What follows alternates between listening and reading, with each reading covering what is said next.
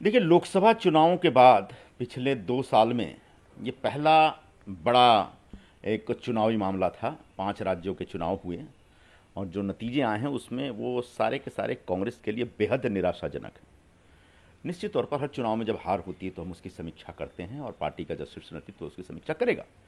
लेकिन मुख्य बात यह है कि पिछले 2 वर्षों से कांग्रेस पार्टी, जो इस देश की सबसे बड़ी अपोजिशन पार्टी है, और हमने भारतीय जनता पार्टी और सत्तारूढ़ दल को पूरी तरह से चैलेंज कर रखा है। लेकिन बड़ी बात यह है कि पिछले 2 साल से हमारे पास कोई पूर्णकालिक अध्यक्ष भी नहीं है।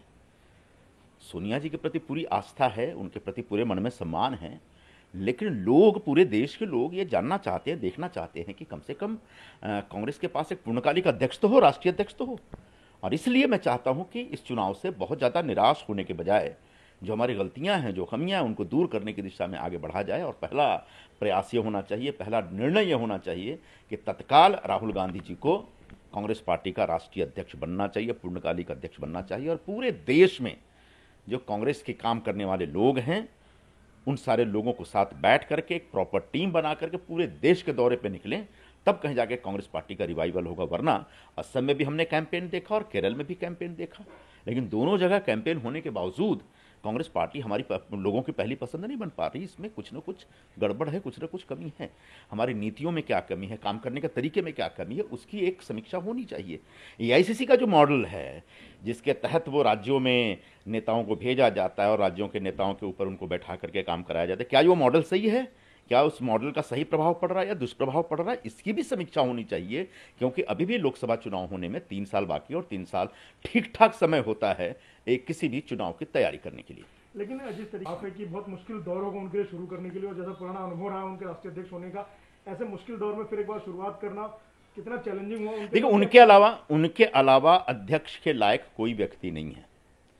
सोनिया जी भी पूरा वक्त नहीं दे पाती हैं, सोनिया जी की भी तबीयत ठीक नहीं रहती, और ऐसे में बगैर किसी लाग लपेट के, बगैर किसी इफ या बट के राहुल गांधी जी को अध्यक्ष बनना चाहिए और तत्काल कांग्रेस पार्टी के अंदर एक जो उसकी जो पुनर्रचना का काम शुरू करना चाहिए। तब जाकर के हम खड़े हो सकते हैं। अभी भी वक्त है कांग्रेस को रिवाइव करने का। लेकिन पार्टी के काफी मजबूत लोगों का एक धड़ा है जो ये मानते हैं कि राहुल गांधी उस पद के लिए योग्य नहीं है।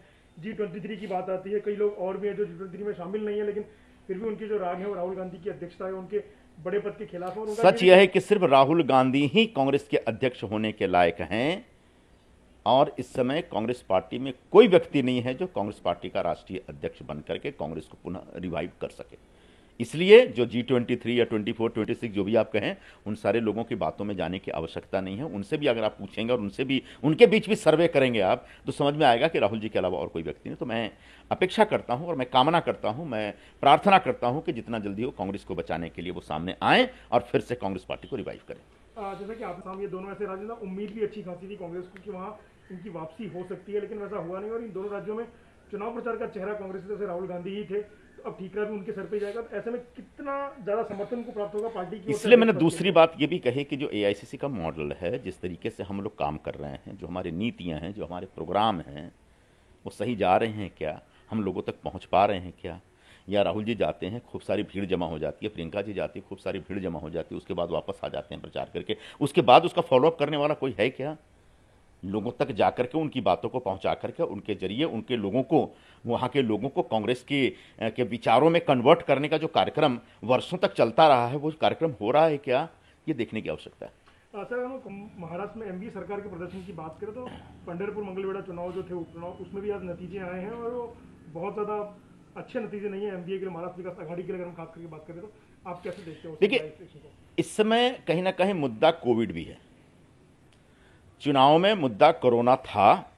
यही वजह है कि जब कोविड में भारतीय जनता पार्टी फेल हो रही है कोविड को संभालने में, जब ये बात फैली, तो उसके बाद के जो 2-3 चरण के चुनाव हुए हैं पश्चिम बंगाल में, वहां पर ममता दीदी की पार्टी को जबरदस्त कामयाबी मिली है।